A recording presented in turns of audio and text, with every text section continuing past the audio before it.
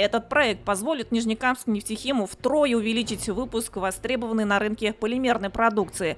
Мощность завода – 400 тысяч тонн полипропилена в год. Партнерами в реализации этого проекта стали китайские компании, генеральный подрядчик СМЭК и компания HQC.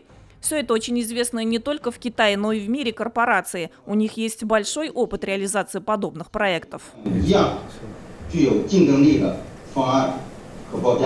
Приветствуя участников встречи по видеосвязи, председатель Совета директоров ТАИФа Альберт Шигабуддинов начал еще с одной приятной новости. На днях в Италии, в Милане, был подписан большой контракт на строительство производства сополимеров этилена и винилацетата в Казани на площадке Казань-Оргсинтеза.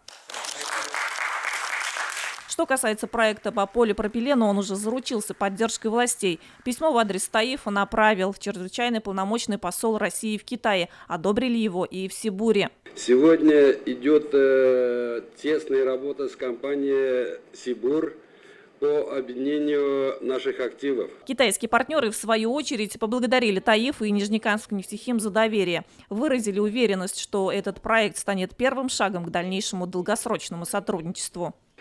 Хочется пожелать нашим командам успехов в реализации этого серьезного проекта.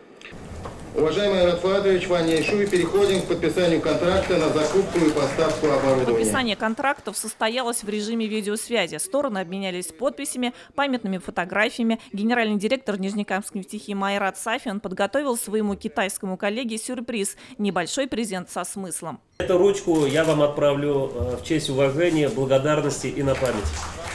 Алсу Ахмедянова, Тимур Бекмурзин, Роман Безменов, ТНВ, Казань.